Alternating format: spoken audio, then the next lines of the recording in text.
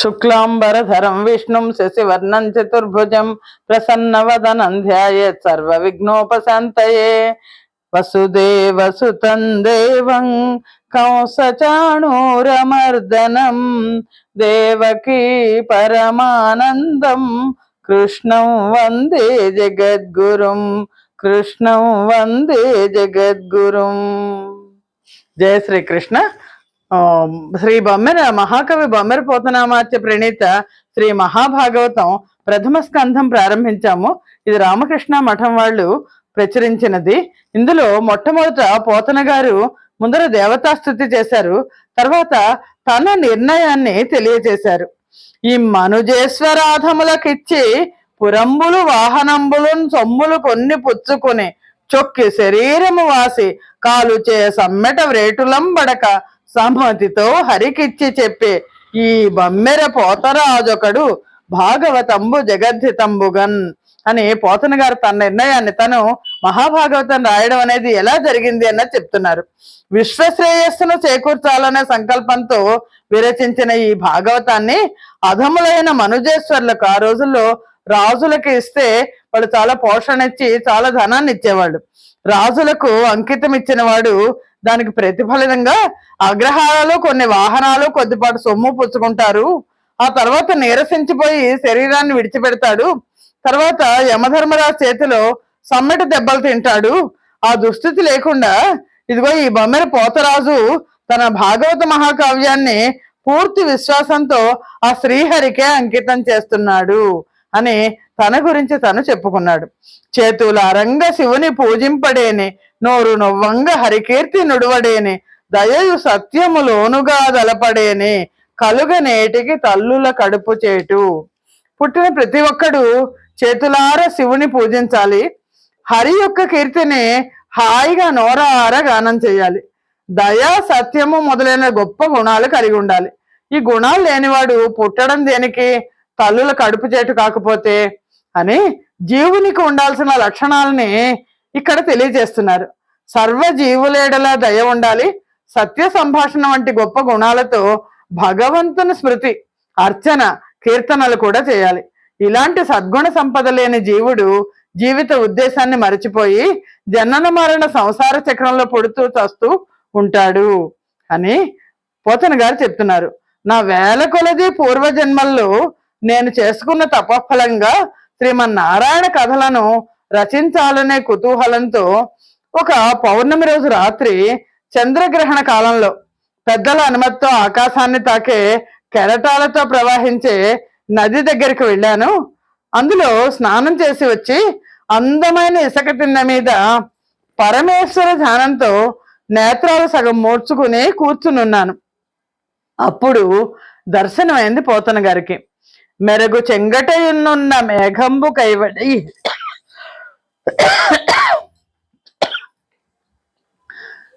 మెరుగు చెంగటనున్న మేఘంబు కైవడి నువిత చెంగట నుండ నొప్పువాడు చంద్రమండల సుధా సారంబు పోలిక ముఖమున చిరునవ్వు మొలచువాడు వల్లీయుత తమాల వసుమతీజము భంగి బలు విల్లు మోపున బరుగువాడు నీల నగాగ్ర సన్నిహిత భానుని భంగి ఘన కిరీటము తల గలుగువాడు పుండరీక యుగము బోలు కన్నులవాడు వెడత యురమువాడు విపుల భద్రమూర్తివాడు రాజముఖ్యుండొకడుండు నా కన్ను గవకు నెదురు గానబడయే. అలా ధ్యానం చేసుకుంటున్న పోతన గారికి ఎదురుకుండా ఒక వ్యక్తి వచ్చాట. ఎలా ఉన్నాడు? నా కన్నుల ముందు ఆ సమయంలో ఒక రాజశేఖరుడు దర్శనమిచ్చాడు. మెరుపు చెంగట ఉన్న మేఘంలాగా ఒక స్త్రీమూర్తి ఆయన పక్కన ఉందిట. మెరుపుతో పాటు ఉన్న మేఘంలాగా, చంద్రమండలం నుంచి జాలువారుతున్న అమృతంలాగా ఆయన ముఖంలో చిరునవ్వు చిందిస్తూ ఉంది. తమాలకా వృక్షాన్ని చుట్టుకున్న తీగలాగా ఆయన భుజం మీద పెద్ద విల్లు ఉంది.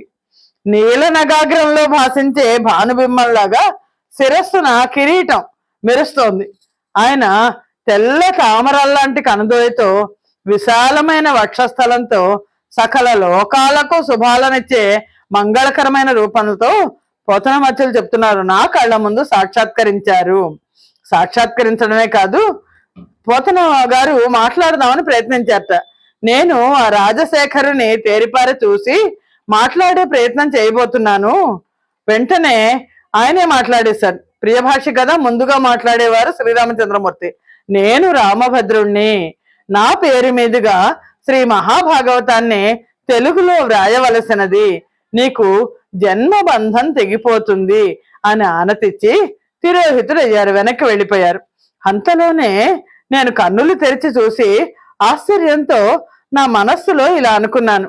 పోతన గారు చెప్తున్నారు, పలికెడితి భాగవతమట, పలికించడివాడు రామభద్రుండట, నే పలికిన భవహరమగునట, పలికెద వేరెండు గాథ పలుకగనేలా. నేను వ్రాయబోయేది భాగవతంట, నా చేత పలికించేవాడు రామభద్రుడట, నే పలికితే భవబంధాలన్నీ కూడా తెగిపోతాయట. పలికితే భాగవతమే పలుకుతాను, వేరే ఇతర గాథలు ఎందుకు? ఏది భగవంతుని దరికి చేరుస్తుందో దాన్నే అనుసరించాలి, కానీ భగవంతుని నుండి దూరం చేసేదాన్ని ఎందుకు చెయ్యాలి? భగవంతుని దగ్గరకు చేర్చేదే ధర్మం, తక్కింది అంతా కూడా అధర్మం. భాగవతము తెలిసి పలుకుట చిత్రంబు, శూలికైన తమ్మి చూలికైన, విభుజ జనుల వలన విన్నంత కన్నంత, తెలియవచ్చినంత తేటపరుతూ. పోతన గారు అంటున్నారు, సాక్షాత్తు బ్రహ్మకైనా త్రిశూలధారి అయిన ఈశ్వరుడికైనా సరే భాగవతం యొక్క అంతరార్థం తెలుసుకొని పలకడం చాలా కష్టం. పండితులైన పెద్దలు చెప్పగా విన్నది, నేను కన్నది, నాకు తెలియవచ్చింది ఏదైతే ఉందో దాన్ని నేను తెలియపరుస్తాను. కొందరకు తెలుగు గుణమగు, కొందరకును సంస్కృతంబు గుణమగు, రెండున్ కొందరికి గుణములగు, నేనందరం మెప్పింతు కృతులు నయ్యెడలన్ అని రచన విషయంలో ఎలా రాయాలి అంటే పోతన గారు చెప్తున్నారు. కొందరికి తెలుగు అంటే ఇష్టం పడతారు, మరి కొందరు సంస్కృతం అంటే ఇష్టపడతారు. సంస్కృత ఆంధ్రాలను సమానంగా ఉంటే కొందరికి ఇష్టం. నేను నా కృతులతో అందరినీ మెప్పిస్తాను అని పోతన గారు చెప్పారు. చెప్పి అంతకు ముందు కవుల గురించి చెప్తున్నారు. ఎంత అదృష్టం నాకు, ఒవరన్ అన్నయ్య తిక్కనాది కవులి యుర్విన్ పురాణావళు తెనుగుంజేయుచు మత్ పురాకృత శుభాధిక్యంబు దానెట్టిదో తెనుగుంజేయరు మున్ను భాగవతమున్ దీనిని తెనింగించి నా జననంబున్ సఫలంబు చేసేద పునర్జన్మమ్ము లేకుండుగన్. పరమ రమణీయంగా నన్నయ్య భట్టారక తిక్కనాది కవులు సంస్కృతంలోంచి తెలుగులోకి అనేక గ్రంథాలు అనువాదం చేశారు. నా పూర్వపుణ్యం ఎలాంటిదో కానీ ఈ మహాభాగవతం జోలికి ఎవరూ వెళ్ళలేదు. నేను దీన్ని ఆంధ్రీకరించి నా జన్మను పునర్జన్మ లేకుండా సఫలం చేసుకుంటాను అని.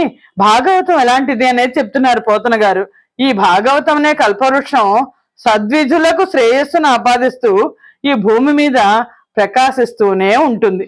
లలితమైన స్కంధములు కలది భాగవతం, అందమైన కొమ్మలు కలది కల్పవృక్షం. కల్పవృక్షాన్ని భాగవతంతో పోలుస్తున్నారు పోతన గారు.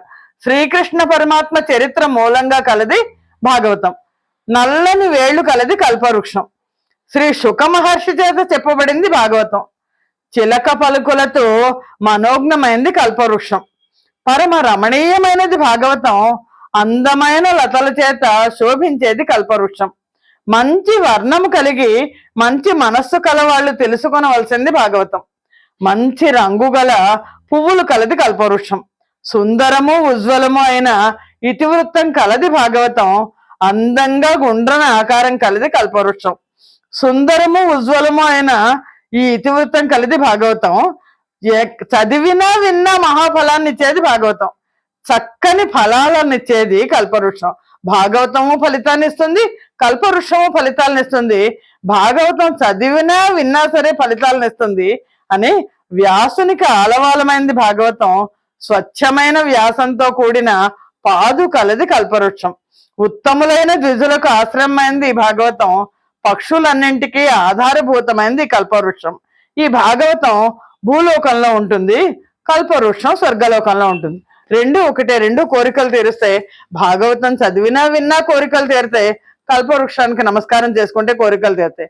కల్పవృక్షం మన దగ్గర ఉండదు, భాగవతం మన దగ్గర ఉండదు అని ఈ విధంగా భాషలతో ఉన్న శ్రీ మహాభాగవత పురాణం అనే పారిజాత వృక్షాన్ని ఆశ్రయించిన కారణంగాను హరి యొక్క కరుణా విశేషం చేతను కృతార్థుడనయ్యాను అని బుద్ధిలో తోచి కొన్ని రోజుల్లో ఏకశిలా నగరానికి ఓరుగల్లుకు వచ్చి అక్కడ గురువులు, వృద్ధులు, పండితులు, బంధువులు వీళ్ళందరి యొక్క అనుమతి తీసుకున్నాను నేను అని పోతన గారు చెప్పుకున్నారు. అలాగే పోతన గారు తన వంశ వర్ణనని కూడా చెప్పుకున్నారు.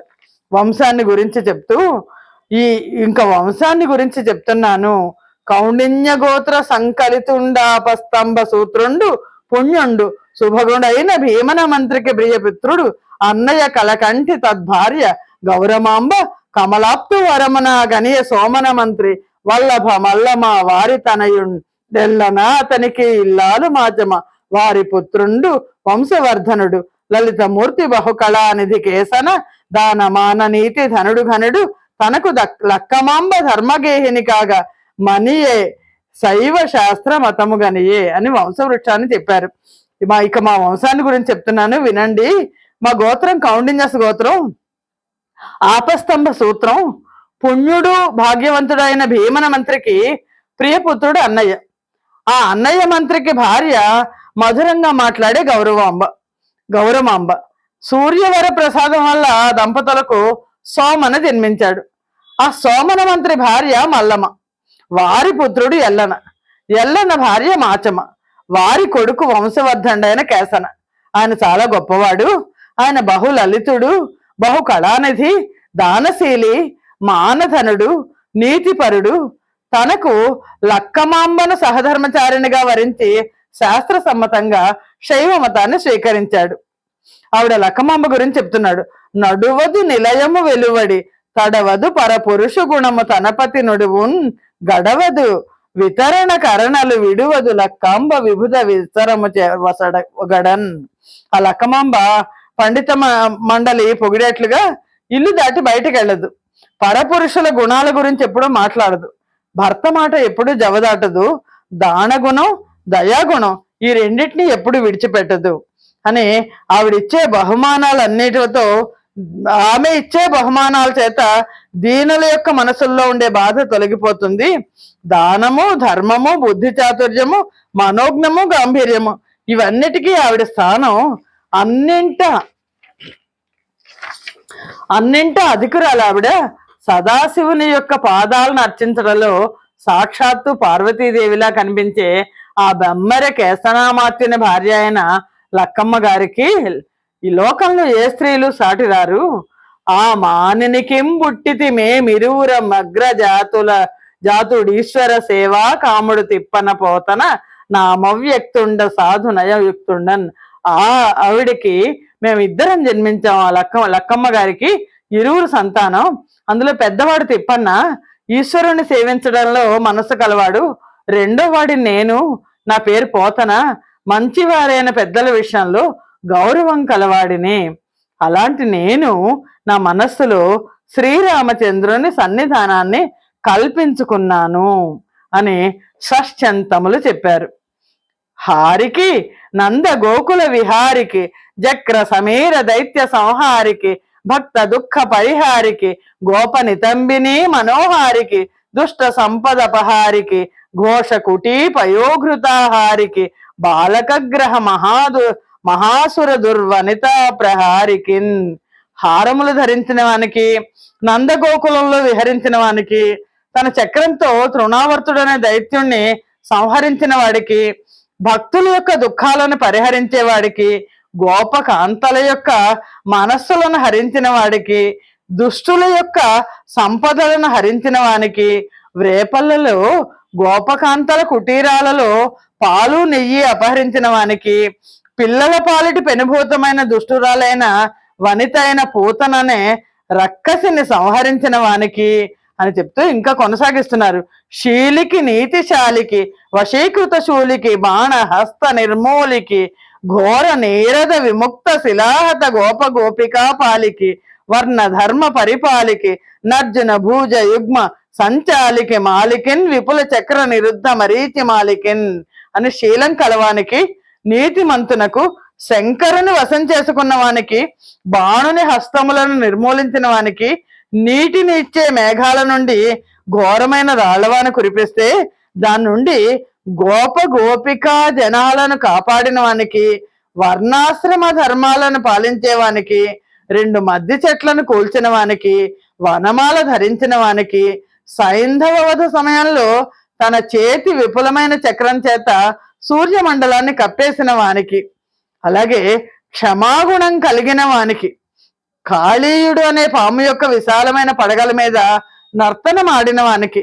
సంతోషపడుతున్న మగధరాజైన జరాసంధుని యొక్క చతురంగ సైన్యాన్ని అంతం చేసిన వానికి, యుద్ధ రంగంలో పార్థుని రథం నడిపిన వానికి, సమస్త ప్రపంచము నిత్యము స్మరించేవానికి, జితేంద్రియులైన భక్తులను అనుసరించేవానికి, ఎల్లప్పుడూ న్యాయ మార్గంలో ఉండేవానికి, భూసురుని యొక్క మరణించిన బాలుణ్ణి తెచ్చి ఇచ్చిన వానికి, రుక్మిణీదేవి యొక్క మనస్సులో ఎప్పుడూ ఉండేవానికి, సమస్త లోకాలకు సంతోషాన్ని చేకూర్చేవానికి, సాధుజనులకు కూర్మిని కూర్చేవానికి, పచ్చని పట్టు వస్త్రాన్ని ధరించిన వానికి, బ్రహ్మాండ భాండాలను నిర్మించేవానికి, గోపికా సమూహం యొక్క మందిరాలలో ఉండేవానికి, శేషునిపై శయనించేవానికి, ఇవన్నీ కూడా సమర్పించుకుంటూ నేను ఆంధ్ర భాషలో రచించ తలబెట్టిన ఈ మహాభాగవత పురాణానికి కథా ప్రారంభం పెట్టిది అంటే అని